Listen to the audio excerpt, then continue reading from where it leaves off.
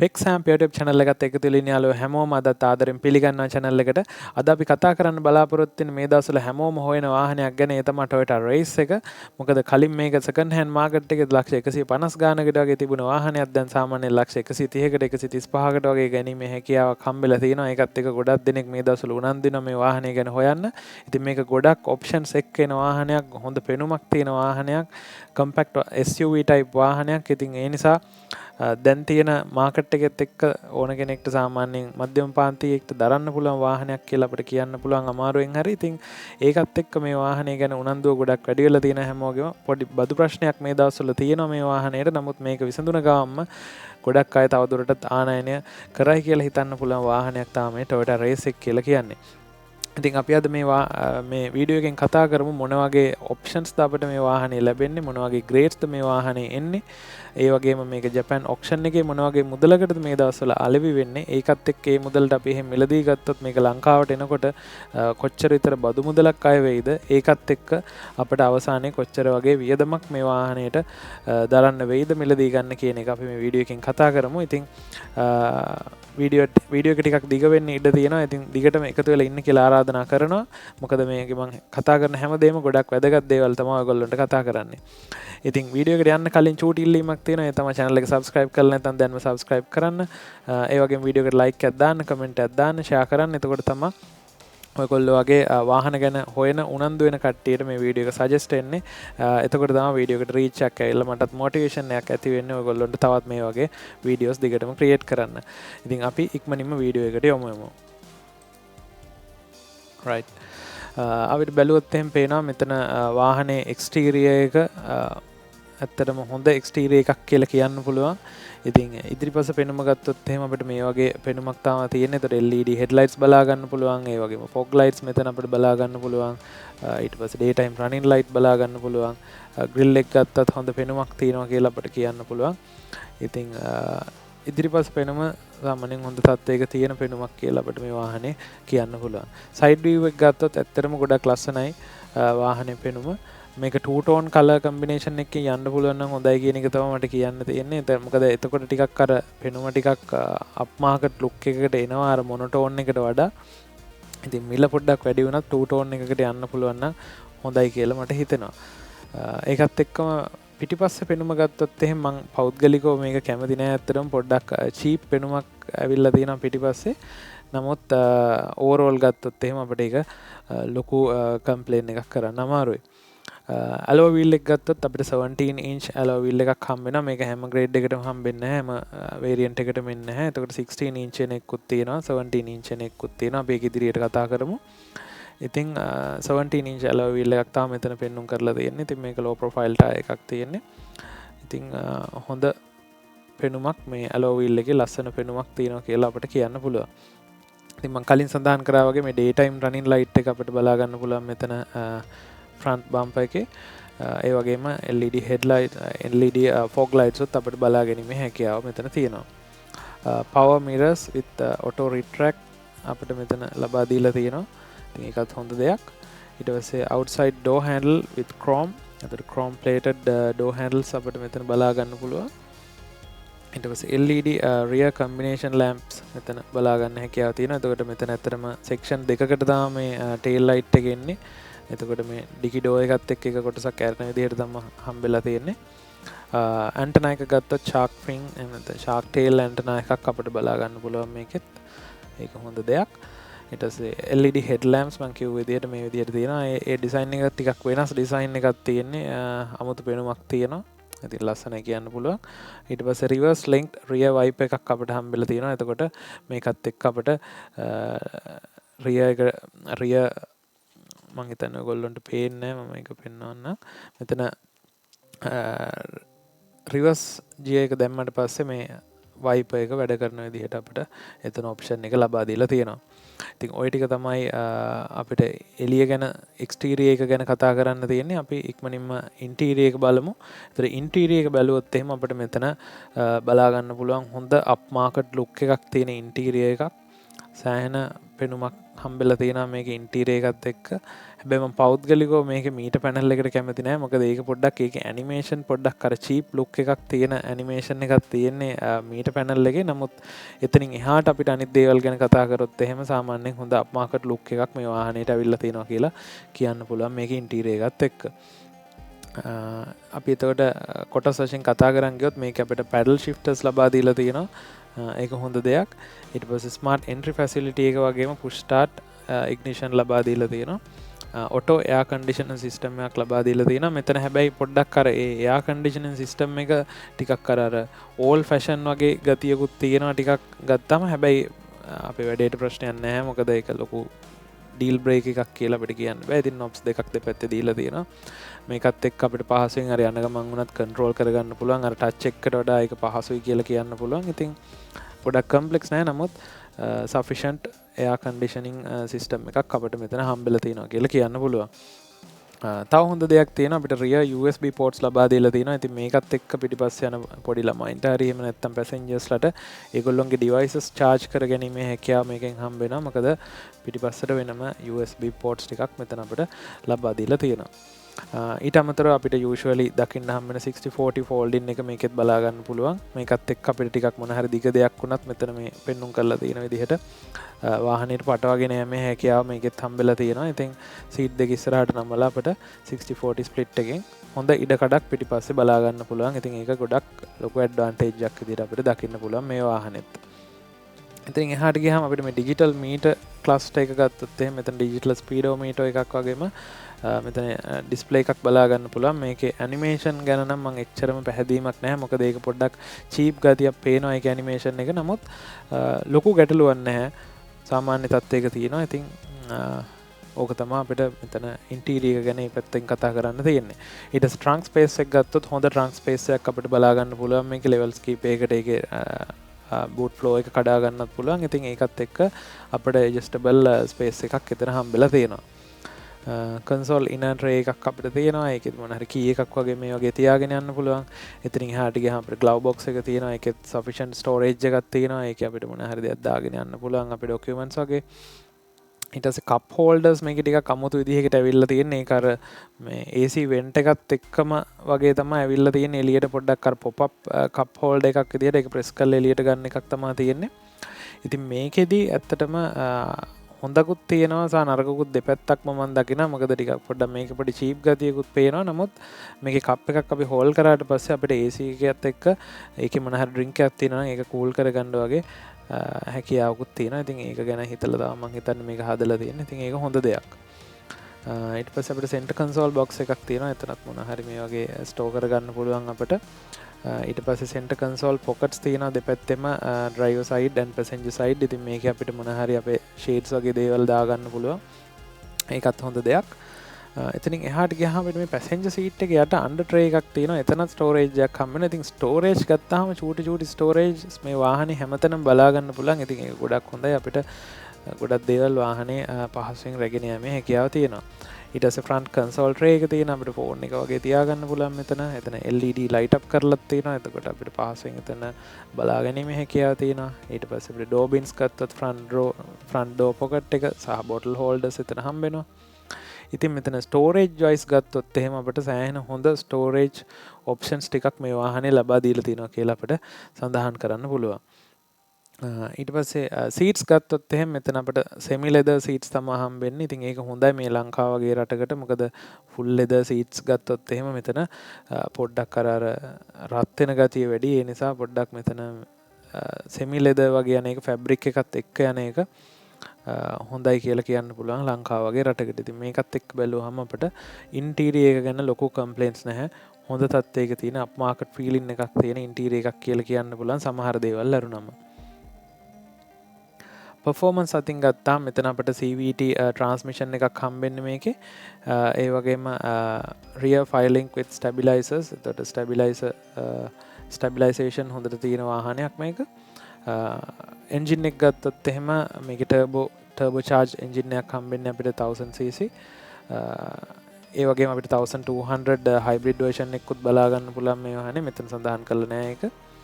power mode එකක් තියෙනවා. ඊට පස්සේ dimensions අපිට සඳහන් කරලා තියෙනවා. 4,000ක් වගේ මීටර් 4ක් වගේ දිගයි. ඊට පස්සේ 1.7 වගේ පළලයි. ඊට පස්සේ අපිට වැදගත්ම දෙයක් තමයි ග්‍රවුන්ඩ් ක්ලියරන්ස් එක කියන එක. එතකොට 200 mm සෙන්ටිමීටර් 20ක වගේ ග්‍රවුන්ඩ් ක්ලියරන්ස් එකක් තියෙනවා. මේක සෑහෙන හොඳයි. මොකද ලංකාවේ පාරවල් අපිට ඕන පාරක වගේ මේක පහසුවෙන් යන්න පුළුවන් කියලා හිතන්න පුළුවන්. ඉතින් මේකෙම එනවා පොඩ්ඩක් අර බොඩි කිට් එකක් ගහපු මොඩලිස්ටා බොඩි කිට් එකක් වගේ ගහපු කාර් එකකුත්. ඉතින් ඒක පොඩ්ඩක් මේකට වඩා ග්‍රවුන්ඩ් ක්ලියරන්ස් එක අඩු වෙනවා. ඉතින් බොඩි කිට් එකක් එක්ක තියෙන වාහනයක් ගන්නවා නම් පොඩ්ඩක් සැලකිලිමත් වෙන්න. මොකද එතකොට ග්‍රවුන්ඩ් ක්ලියරන්ස් එක අඩු වෙන නිසා වාට සමහර පාරවල් වල යෑමේ අපහසුතාවයක් ඇති වෙන්න පුළුවන්. right. ඒතර කලර්ස් ගත්තොත් එහෙම අපිට මොනෝටෝන් කලර්ස් 8ක් සහ ටූ ටෝන් කලර්ස් 6ක් බලා ගන්න පුළුවන්. ඉතින් මේකෙත් ගොඩාක්ම මම හිතන්නේ මාකට් වෙන කලර්ස් විදිහට අපිට මේ සුදු පාට ඊට පස්සේ මේ මෙටලික් බ්ලැක් වගේ මේ කලර් එක ඊට පස්සේ මේ blue and black red ඒ වගේ අපිට කියන්න පුළුවන්. අනිත් කලර්ස් උත් කට්ටියගේ ප්‍රෙෆරන්ස් අනුව ඒගොල්ලෝ ගන්න ඉඩ තියෙනවා. නමුත් ගොඩක් මේ වාහන කොහොමත් සුදු වාහන මාකට් වෙනවා. ඉතින් ඒකත් එක්ක අපිට මාකට් එක ගැන අදහසක් ගන්න පුළුවන් ඒ කලර්ස් වලින්. ස්පෙසිෆිකේෂන්ස් ගැන මම මෙතන ගොඩක් කතා කරන්න බලාපොරොත්තු වෙන්නේ නැහැ. නමුත් අපි පොඩි දේවල් ටිකක් කතා කරොත් එහෙනම් මෙතන අපිට සීටින් කැපැසිටි එක 5ක් විදිහට සඳහන් කරලා තියෙනවා. ඉතින් මේකේ සීටින් ගත්තොත් මේ පිටිපස්ස සීට් එක එච්චරම ස්පේෂස් කියලා අපිට හිතන්නත් අමාරුයි. මොකද අනිත් ඔය කම්පැක්ට් SUV වල තියෙන ප්‍රශ්නේ මේ වාහනේටත් තියෙනවා. ඉතින් අපිට 4 දෙනෙක්ට පහසුවෙන් යන්න පුළුවන් වාහනයක් විදිහට මේක සඳහන් කරන්න පුළුවන්. නමුත් 5 දෙනෙක්ට යනවා නම් පොඩ්ඩක් ඔය ළඟට වගේ යන්න හොඳයි. නමුත් දුර යනවා නම් ටිකක් එච්චරම පහසුවක් නැති වෙයි කියලා හිතෙනවා. ෆ්ලෝ හම්ප් එකක් එහෙම ලොකුවට බලා ගන්න නැහැ. නමුත් පොඩි ෆ්ලෝ හම්ප් එකකුත් මේකේ තියෙනවා. right. ඒතර ෆුවල් ටැන්ක් කැපැසිටි එක ගත්තොත් ලීටර්ස් 36ක කැපැසිටි එකක් තියෙනවා. හොඳ කැපැසිටි එකක්. ඊට පස්සේ එන්ජින් එක ගත්තොත් අපිට 1000cc එකක් එහෙම නැත්නම් 998cc එන්ජින් එකක් තියෙනවා. ඒක 1 ලීටර් ටර්බෝ චාර්ජ් එන්ජින් එක. ඒ වගේම 1.2 ලීටර් හයිබ්‍රිඩ් එන්ජින් එකත් එක්ක එන වාහනේත් අපිට බලා ගන්න පුළුවන්. එතකොට ෆුවල් ටයිප් එක ගැසොලින් තියෙන්නේ. ඊට පස්සේ ගත්තොත් එහෙම අපිට ඊතුරු මැක්ස් ටෝක් එක බලා ගන්න පුළුවන් මෙතන 140 and 113 කියලා නිව්ටන් මීටර්ස් වලින්. ටර්නින් රේඩියස් එක ගත්තොත් එහෙම 5.5 වෙනවා මේ 1 ලීටර් එකේ, 5.3 වෙනවා 1.2 ලීටර් මොඩල් එකේ. ඊට පස්සේ ඩ්‍රයිව් ට්‍රේන් එක ගත්තොත් එහෙම CVT ට්‍රාන්ස්මිෂන් එකක් තමයි තියෙන්නේ. බ්‍රේක් ටයිප්ස් ගත්තොත් එහෙම ෆ්‍රන්ට් එක අපිට වෙන්ටිලේටඩ් ඩිස්ක් බ්‍රේක්ස් හම්බෙලා තියෙනවා. ඒ වගේම රියර් අපිට ලීඩින් ට්‍රේලින් ඩ්‍රම් බ්‍රේක්ස් තමයි හම්බෙලා තියෙන්නේ. ස්ටියරින් එක ගත්තොත් එහෙම රැක් ඇන් පිනියන් තියෙන්නේ. පවර් ස්ටියරින් ටයිප් එක ඉලෙක්ට්‍රික්. එතනින් එහාට ගියාම අපිට මෙතන මේ 1000 එකේදී තමයි 1000 ටර්බෝ එකේ තමයි 17 inch alloy wheel එක හම්බෙන්නේ. ඊට පස්සේ 1.2 ලීටර් එකකට ගියොත් එහෙම අපිට එතන 16 inch alloy wheel තමයි හම්බෙන්නේ.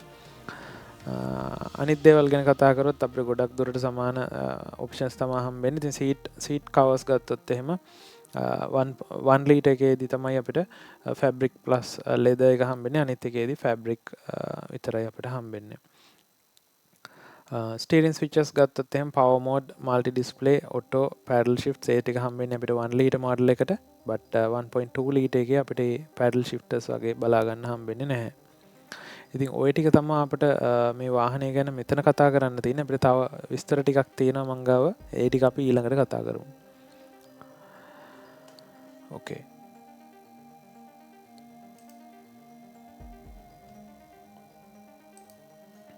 ඉතින් මෙතන ගත්තොත් එහෙම මේ වාහනේ ස්මෝල් පැසෙන්ජර් කාර් එකක් විදිහට තමයි මේගොල්ලෝ මාකට් කරන්නේ. මෙතන හොඳ කැපැසිටි එකක් තියෙන වාහනයක් විදිහට.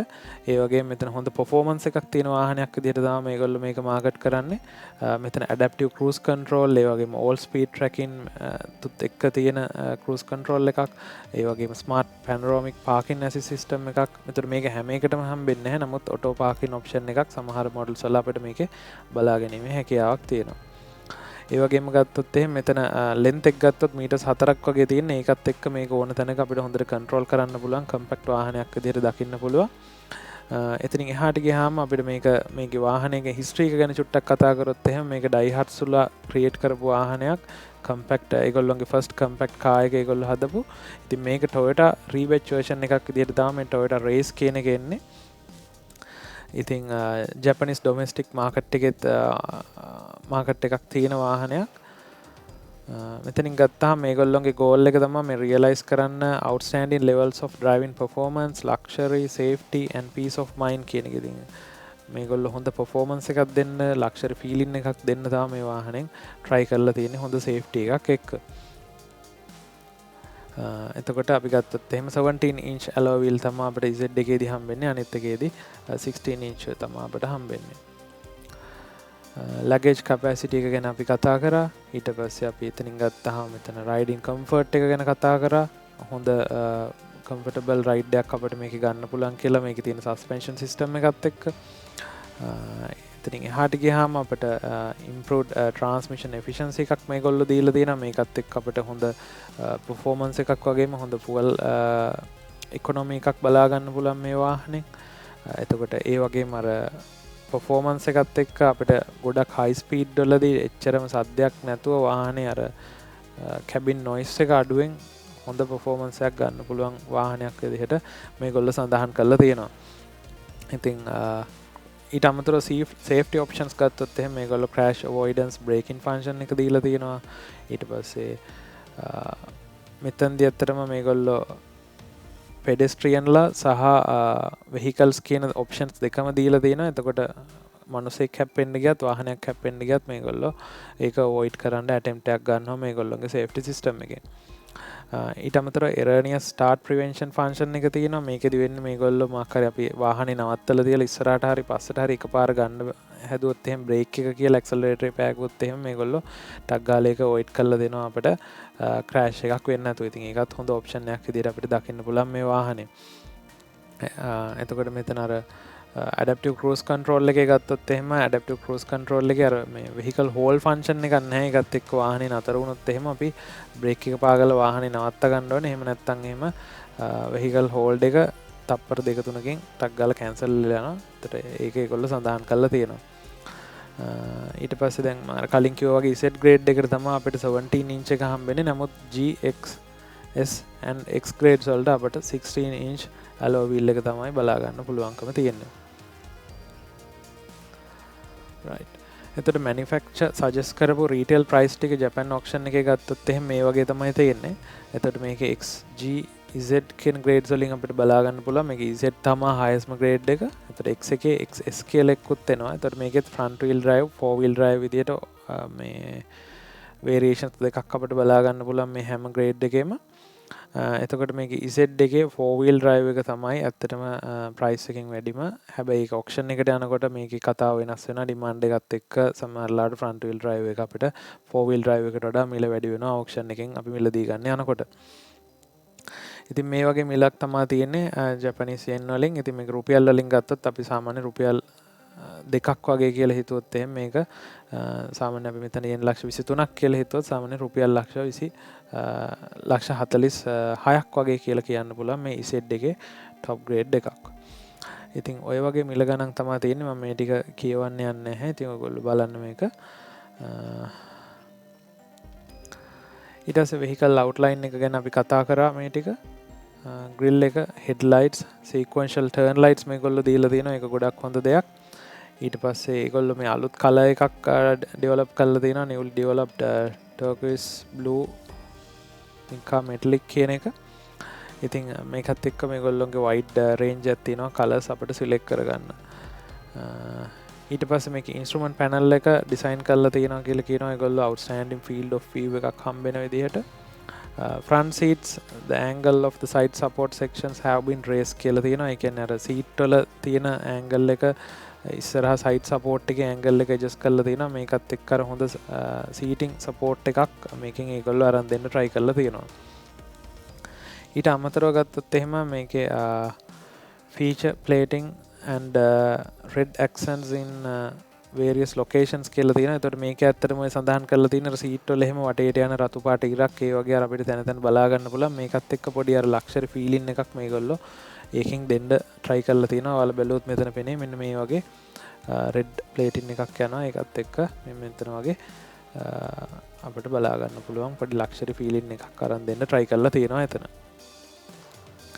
ස්පීඩෝමීටර් එක ගත්තොත් මම කිව්වේ මෙතන අර animation එක එච්චරම හොඳ ඇනිමේෂන් එකක් නෙවෙයි තියෙන්නේ. ඉතින් නමුත් ඒක සාමාන්‍ය ඕකේ ලෙවල් එක අපිට ඇනිමේෂන් එක තියෙනවා. ඇවරේජ් කියලා කියන්න පුළුවන්. අර වාව් ලුක් එකක් නෑ, නමුත් ඕකේ. එතනින් එහාට ගත්තාම අපි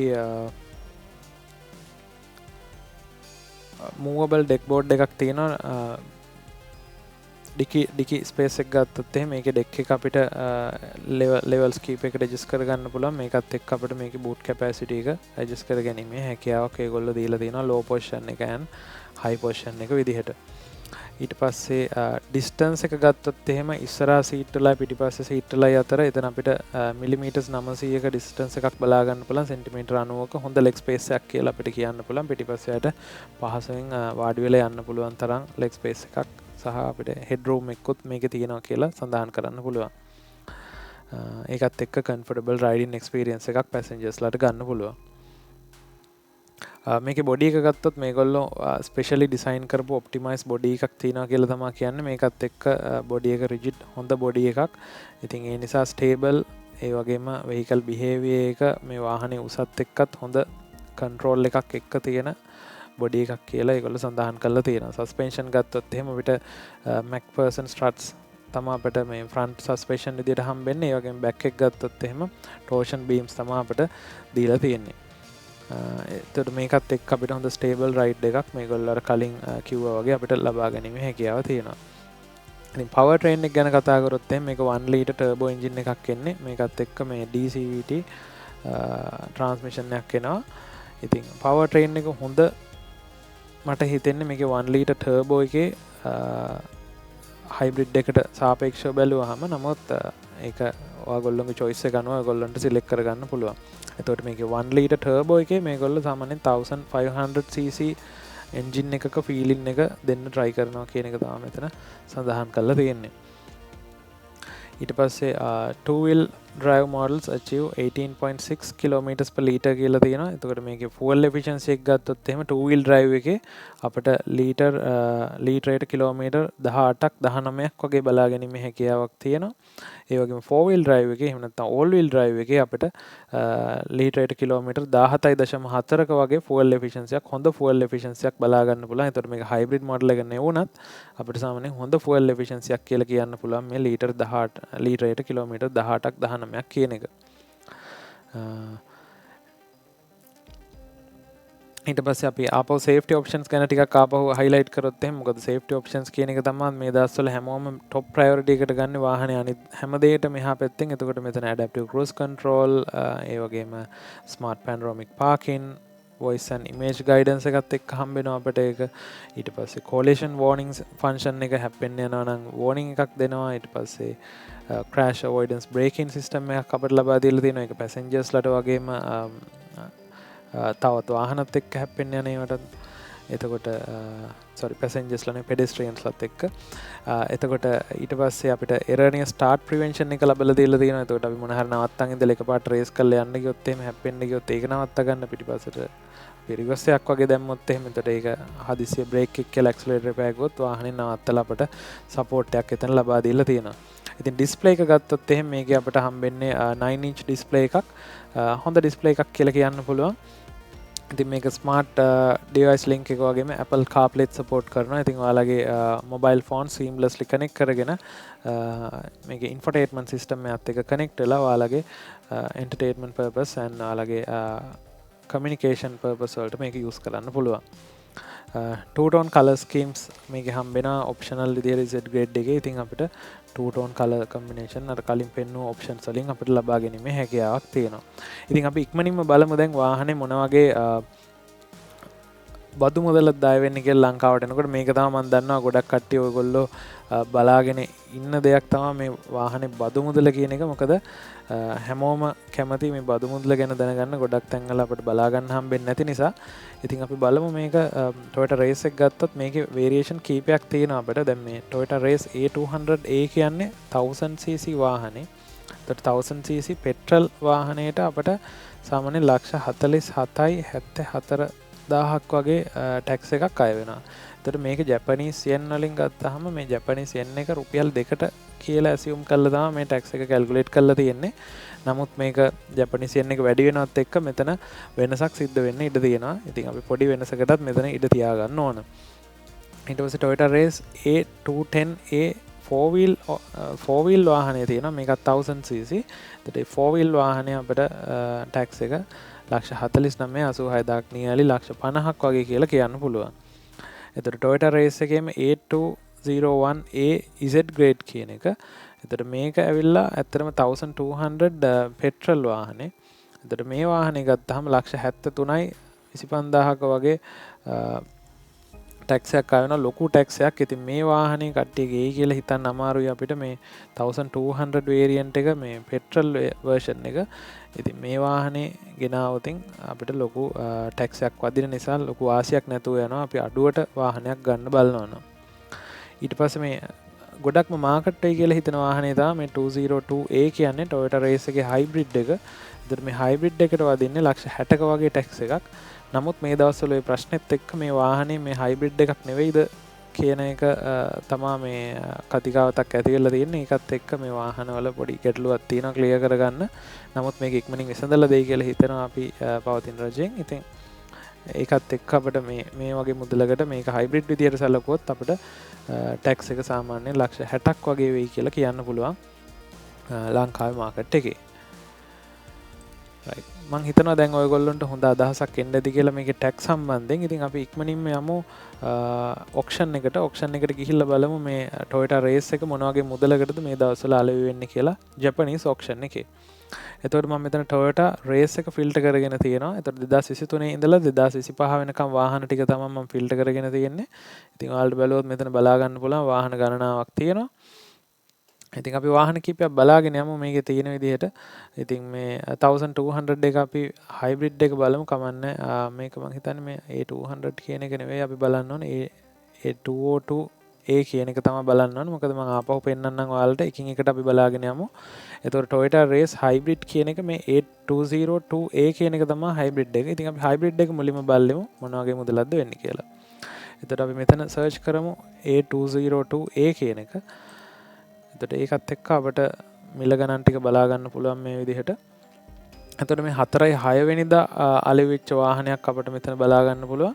එතකොට 4/6 අලෙවි වෙච්ච වාහනේ අපිට මිල සඳහන් කරලා තියෙන්නේ මෙතන නම් මිල සඳහන් වෙලා නැහැ. ඇත්තටම විකිනිච්ච මිල අපි මිල සඳහන් එකක් බලමු.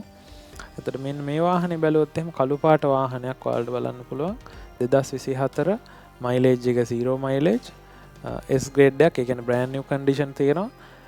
yen 25,46,000කට තමයි විකිනලා තියෙන්නේ. ඉතින් ලංකාවේ මුදලින් ගත්තොත් සාමාන්‍යයෙන් 51ක් වගේ මුදලකට අලෙවි වෙලා තියෙනවා. තව වාහනයක් බැලුවොත් එහෙනම් අපිට මේ සෙට් එකක් ඒකත් කළු පාට එකක් 2025 එකක් 2025 මේක yen 28කට තමයි අලෙවි වෙලා තියෙන්නේ.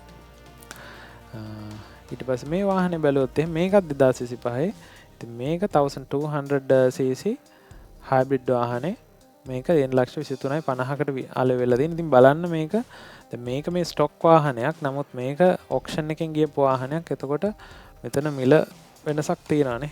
ඒ නිසා අපි අර වාහනයක් මිලදී ගද්දි පොඩ්ඩක් සැලකිලිමත් වෙන්න ඕනේ. මේ දවස්වල යන මිල ගණනුත් එක්ක බලලා පොඩ්ඩක් වටිනාකමක් තියෙන මුල්දරකට ඕන බිඩ් එක දාලා ගන්න. නැතුව අර කීයට හරි බිඩ් කරලා ගන්නවා කියලා ගන්න හොඳ නැහැ. එතකොට අපිට අමතර ලොකු මුදලක් වැය කරන්න සිද්ධ වෙනවා.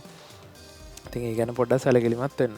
ඉතින් මෙතන yen 23,50 කියන්නේ අපිට සාමාන්‍යයෙන් රුපියල් වලින් 147කට වගේ මේක එහෙ ඔක්ෂන් එකෙන් මිලදී ගන්න පුළුවන්. අපි සුදු වාහනයකුත් බලමු. මෙතන 2 ටෝන් වාහනයක් තියෙනවා. ඉතින් 2 ටෝන් වාහනේ හයිබ්‍රිඩ් වාහනයක් 2025 0 මයිලේජ්. මේක ගත්තොත් එහෙම yen 24,59,000කට තමයි අලෙවි වෙලා තියෙන්නේ. හොඳ මුදලක් කියලා කියන්න පුළුවන්. ඒතර සාමාන්‍යයෙන් නියලි 150කට වගේ අලෙවි වෙලා තියෙනවා මේ වාහනේ. තව එකක් වගේ බලමු අපි 2023 වාහනයක්. මේක බ්ලූ එකක්. මේකත් අපිට අලෙවි වෙලා තියෙන්නේ මේක අලෙවි වෙලා නැහැ අත්‍තරම අන්සෝල් කියලා තියෙන්නේ. මේ මුදල්ට ගිහිල්ලා නැහැ. ඒ වගේ. ඒකට තව සෝල්ඩ් වාහන එකක් දෙකක් වගේ බලමු අපි. මේකත් කළු පාට Z එකක් 2023 මයිලේජ් එක 20000ක් දෝපු එකක්. ඒකට මේක අලෙවි වෙලා තියෙනවා yen 17,000යි. 24,000කට. ඒ කියන්නේ සාමාන්‍ය රුපියල් වලින් නියලි ලක්ෂ 34යි 50,000කට වගේ අලෙවි වෙලා තියෙන ඔක්ෂන් ග්‍රේඩ් 4 එකක්. එතකොට මේකේ ස්ක්‍රැචස් එහෙම ටිකක් තියෙන්න පුළුවන්. අපි ඕනම් පොඩ්ඩක් බලමු ඒක. එතකොට මේකේ ඔක්ෂන් ෂීට් එක බැලුවොත් එහෙම ඔයාලට පේනවා මේක පොඩ්ඩක් ඩැමේජස් තියෙන වාහනයක්. ඉතින් ඒකයි අර වගේ අඩු මුදලකට ගිහින් තියෙන්නේ. නැත්තම් අපිට සාමාන්‍යයෙන් ලක්ෂ 25ක් 23ක් 24ක් ඒ වගේ මුදලක් යනවා සාමාන්‍යයෙන් ටිකක් හොඳ වාහනයක් ගන්නවා නම්. ඉතින් අර මේ වගේ කැඩිච්ච හීරිච්ච ඩෙන්ට් වෙච්ච වාහනයක් ගන්නවට වඩා ටිකක් හොඳ වාහනයක් තෝරලා ගන්න බලනවා නම් හොඳයි. ඉතින් මෙතන අපිට මේ තව වාහනයක් බලන්න පුළුවන්. මේක 1,24,60කට ගිහිල්ලා තියෙන්නේ හයිබ්‍රිඩ් Z grade එකක් 2025 0 mileage. ඉතින් මේකේ බොඩි කිට් එකකුත් අපිට බලා ගන්න පුළුවන් නේ. දැන් මේක බැලුවොත් බොඩි කිට් එකකුත් ගහලා තියෙන්නේ මේ විදිහට. ඉතින් මේකේ බොඩි කිට් එකකුත් එනවා. ඉතින් ඒකත් හොඳයි. හැබැයි එතකොට මතක තියාගන්න ඕන අපි බොඩි කිට් එක ආවොත් මේකේ ග්‍රවුන්ඩ් ක්ලියරන්ස් එක අපිට අර 200 mm කියන එක හම්බෙන්නේ නැහැ. ඒකත් එක්ක පොඩි අවාසියක් අපිට වෙනවා. නමුත් මම හිතන්නේ මේ වාහනේ හොඳටම කන්ඩිෂන් තියෙනවා. Interior A, එක්ස්ටීරියර් A, S grade වාහනයක්. ඒ කියන්නේ brand new condition. ඉතින් මේකත් එක්ක අපිට මේ වාහනේ මෙතන අලෙවි වෙලා තියෙන්නේ 1,24,60,000කට සාමාන්‍ය රුපියල් ලක්ෂ 50කට වගේ මුදලකට. ඉතින් මං හිතනවා ඔයාලට දැන් මෙතන මේ හයිබ්‍රිඩ් වාහනය ගැන අදහසක් ආවා කියලා. ඉතින් අපි ඉක්මනින්ම අනිත් වාහන ටයිප් ටිකක් ගැනත් ඉක්මනින්ම බලමු. එතකොට vehicle duty එක බැලුවොත් එහෙම අපි අනිත් එකේ අපි මෙතනත් මේ 4 wheel එක බලන්න නැතුව මොකද ලංකාවේ කට්ටිය 4 wheel වාහන ගේන්න කැමැත්තක් නැහැ. ඒ නිසා අපි කාලේ පොඩ්ඩක් ඉතුරු කරගමු එතන. එතනින් එහාට ගියාම මේ 200A කියන එක ඒ කියන්නේ 1000cc පෙට්‍රල් වාහනේ බලමු. එතකොට මේක A200A කියලා ෆිල්ටර් කරගත්තා නම් හරි අපි. A200A කියලා ෆිල්ටර් කරගත්තා නම් හරි. මේකත් එක්ක අපි සර්ච් කරමු. මෙතන එක වාහනයක් ඇත්තටම පෙන්වන්නේ ඒක negotiate sold තියෙන්නේ. මේක 2/20 වෙනිදා තමයි අලෙවි වෙලා තියෙන්නේ. ඒක බැලුවොත් එහෙම අපිට පේනවා $1,26,80,000කට තමයි අලෙවි වෙලා තියෙන්නේ. ඒ කියන්නේ ආසන්න වශයෙන් අපිට කියන්න පුළුවන් රුපියල් ලක්ෂ 53කට වගේ මුදලකට තමයි අලෙවි වෙලා තියෙන්නේ. මේකේ ඔක්ෂන් ෂීට් එක බැලුවොත් අපිට S grade වාහනයක්, interior exterior A, කිලෝමීටර්ස් 7යි දුවලා තියෙන්නේ. මොනවද ඩැමේජස් නැහැ වාහනේ. ඉතින් power shutter, power window ඒ ඔප්ෂන්ස් ටික ඔක්කොම තියෙනවා. ඉතින් හොඳ වාහනයක් කියලා අපිට කියන්න පුළුවන් මේක. ඉතින් මේ වාහනේ ඔය වගේ මුදලකට තමයි අලෙවි වෙලා තියෙන්නේ. ඉතින් ඔය වගේ මුදලක් තමයි ඔයන්නේ වාහනේ ජපනීස් ඔක්ෂන් එකේ. ඉතින් අපි දැන් ඔය කතා කරපු විස්තරත් එක්ක ඔයගොල්ලෝ බලලා නැති දැන් මේක ලංකාවට එනකොට මොන වගේ මුදලක් වෙයිද කියන එක. ඕක තමයි ගොඩක් කට්ටියට ඔළුවේ තියෙන ප්‍රශ්නේ. ඉතින් අපි ආපහු මේ ටැක්ස් ෂීට් එකට පොඩ්ඩක් ගිහින් බැලුවොත් එහෙම අපිට මෙතන රෆ් ෆිගර් එකක් විතරයි දෙන්න පුළුවන්. මොකද ඉම්පෝර්ට්ත් එක්ක වෙනස් වෙනවා, සේල් එකත් එක්ක වෙනස් වෙනවා, එහි ඔක්ෂන් මිලත් එක්ක වෙනස් වෙනවා. එතකොට මේ මිල ගණන් වෙනස් වෙන්න පුළුවන්. සහ දැන් මේ රේස් එකේ කොහොමත් බදු මුදල් ගැන ප්‍රශ්නයක් තියෙන නිසා මේක බදු මුදලත් වෙනස් වෙන්න පුළුවන්. ඒකත් එක්ක අපිට හරීම ෆිගර් එකක් දෙන්න අමාරුයි. නමුත් අපි බලමු මෙතන මේ 200A කියන එක කියන්නේ පෙට්‍රල් එක ගත්තොත් සාමාන්‍යයෙන් රුපියල් ලක්ෂ 48ක් වගේ මුදලක් තමයි බදු මුදල අය වෙන්නේ. එතකොට අපි මෙතන 4 wheel එක ගත්තත් රුපියල් ලක්ෂ 50ක වගේ බදු මුදලක් අය වෙන්නේ. ඉතින් අපි මේ අනිත් 1200 එක ගැන කතා නොකරමු. ඊට පස්සේ හයිබ්‍රිඩ් එක ගත්තොත් ලක්ෂ 60යි. එතකොට ඔයාලට බැලුවොත් පෙනේ හයිබ්‍රිඩ් එකත් එක්ක වෙනස තියෙන සාමාන්‍ය ලක්ෂ 12ක වගේ වෙනසක් තමයි ටැක්ස් එකේ තියෙන්නේ. එතකොට අපි එකම මුදලට ජපාන් වලින් අපිට ගන්න පුළුවන් නම් පෙට්‍රල් වර්ෂන් එක. ඉතින් එතන අපිට මුදලේ අඩුවක් තියෙනවා. ඒ කියන්නේ අපි හිතමු සාමාන්‍යයෙන් අපි Z හයිබ්‍රිඩ් එක ගන්නවා නම් ලක්ෂ 130කට අපිට පෙට්‍රල් එක ගන්න පුළුවන් වෙන්න ඕන ලක්ෂ 120කට වගේ රුපියල් වලින්.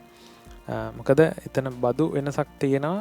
එතකොට ජපනිස් මාකට් එක බැලුවම අපිට එහෙම හයිබ්‍රිඩ් එක සහ අනිත් එකේ ලොකු වෙනසක් බලා ගන්න හම්බෙන්නේ නැහැ. එතකොට මේ හැන්ඩ්ලින් එකත් වාහන දෙකට එහෙම ලොකුවට වෙනසක් වෙන්න හේතුවක් නැහැ. ඒකත් එක්ක අපිට සාමාන්‍යයෙන් ඔය ලක්ෂ 115 වගේ ඉඳලා ලක්ෂ 135 140 වගේ රේන්ජ් එකේ මේ වාහනේ ලංකාවට ගේන්න පුළුවන් වෙයි කියන එක තමයි අපිට මේ වැලියුස්ත් එක්ක කියන්න පුළුවන්. ඉතින් ඒක සේල් වල තියෙන කමිෂන් එකයි හැමදේමත් එක්ක වෙනස් වෙනවා. ඉතින් ඔයගොල්ලෝ කතා කරලා හරියට විශ්වාසවන්ත කෙනෙක් එක්ක ඔයගොල්ලොන්ගේ ඩ්‍රීම් වෙහිකල් එක ගෙන්න ගන්න. ඉතින් හැමෝටම වාහනයක් ගන්න පුළුවන් වෙන්න කියලා ප්‍රාර්ථනා කරනවා. ඉතින් අන්තිමට පුංචි ඉල්ලීමක් තියෙනවා. ඒ තමයි මගේ channel එක subscribe කරලා නැත්නම් දැම්ම subscribe කරන්න. ඊට අපිට තියෙන bell button එකත් click කරන්න. එතකොට තමයි මම අලුතෙන් වීඩියෝ එකක් දාපු ගමන් ඔයාලට notification එක ගෙන්න ගන්න හැකියාව තියෙන්නේ. ඉතින් අද අපි කතා කරේ Toyota Race එක ගැන. හැමෝම හොයන වාහනේ. ඉතින් ඊළඟට මොන වාහනේ ගැනද ඔයගොල්ලන්ට review එකක් ඕනි කියලා පල්ලෙහෙන් comment එකක් දාන්න. මම මේ වීඩියෝ එකත් අනිවාර්යෙන්ම ඔයාලට ගේනවා කියලා පොරොන්දු වෙනවා. ඉතින් එහෙනම් ගිහිල්ලා එන්නම් අපි අලුත් වීඩියෝ එකකින් ආයෙ හම්බෙමු. බොහොම ස්තුතියි.